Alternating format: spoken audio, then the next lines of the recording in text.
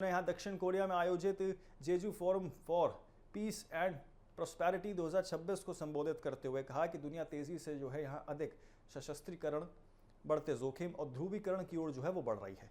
उन्होंने आग्रह किया है कि मौजूदा वैश्विक परिदृश्य में जो है देशों के बीच प्रतिस्पर्धा बढ़ जाती है और तकनीकी प्रगति का जो है उपयोग भी पहले की तुलना में अधिक आक्रामक तरीके से जो है वो किया जा रहा है।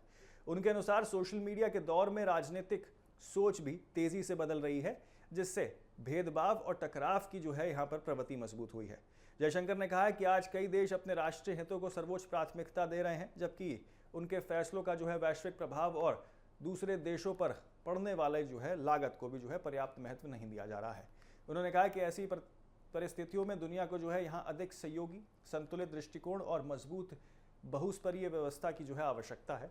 उन्होंने विश्वास जताया है कि बहुध्रुवीय व्यवस्था और इसी के साथ आपको बता दें कि व्यवस्था तभी सफल होगी जब बड़े और प्रभावशाली देश जो हैं इसमें साझा चुनौतियों पर मिलकर काम करेंगे। विदेश मंत्रालय ने इस दौरान आपको बता दें कि वैश्विक सहयोग को मजबूत बनाए रखने के लिए जो है 5 महत्वपूर्ण कदमों का सुझाव दिया है। उन्होंने कहा कि सबसे पहले अंतर्राष्ट्रीय अर्थव्यवस्था को जोखिम से मुक्त करने और उत्पादन और आपूर्ति श्रृंखलाओं में जो है यहाँ विविधता लाने की जरूरत है।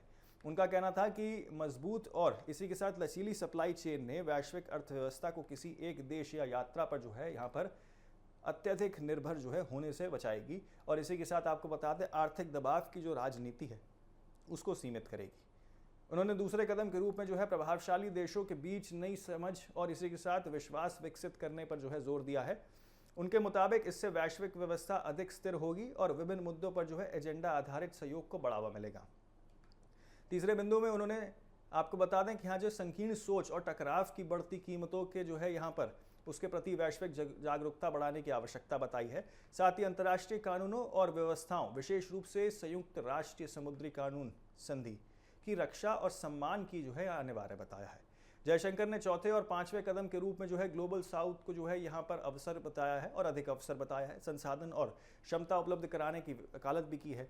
उनका कहना था कि विकासशील देशों की भागीदारी बढ़ने से वैश्विक विकास को नई गति मिलेगी और साझा समृद्धि का मार्ग जो है वो प्रस्तुत होगा। उन्होंने कहा कि दुनिया केवल कुछ चुनिंदा देशों पर जो है वो नियम और मानदंड बनाए रखने के लिए जो है निर्भर नहीं रह सकती है, बल्कि सभी देशों को अपने भविष्य को निर्माण में जो है सक्रिय भूमिका निभानी होगी। भारत और दक्षिण कोरिया के संबंधों का उल्लेख करते हुए विदेश मंत्री ने कहा कि दोनों देशों के बीच यहाँ पे जो है डिजिटल टेक्नोलॉजी, स्वास्थ्य बुनियादी ढांचा और रक्षा जैसे क्षेत्रों में सहयोग की व्यापक संभावनाएं हैं।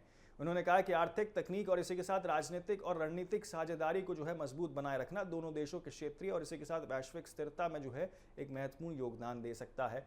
अपने संबोधन के अंत में जयशंकर ने कहा कि आज दुनिया के सामने सबसे बड़ी चुनौती बिखराव है, जबकि उसका सबसे प्रभावी समाधान जो है यहाँ पर व्यापक सहयोग और मजबूत बहुस्पर्धा जो है वो है। उन्होंने विश्वास जताया कि साझा प्रयासों और आपसी विश्वास के जरिए जो है वैश्विक शांति, स्थिरता और समृद्धि का लक्ष्य जो है वो हासिल किया जा सकता है। तो किस तरीके से यहाँ जो है दुनिया में जो है अब शस्त्रीकरण जो है वो बढ़ रहा है, ये बात कहते हुए विदेश मंत्री एस जयशंकर नजर आए।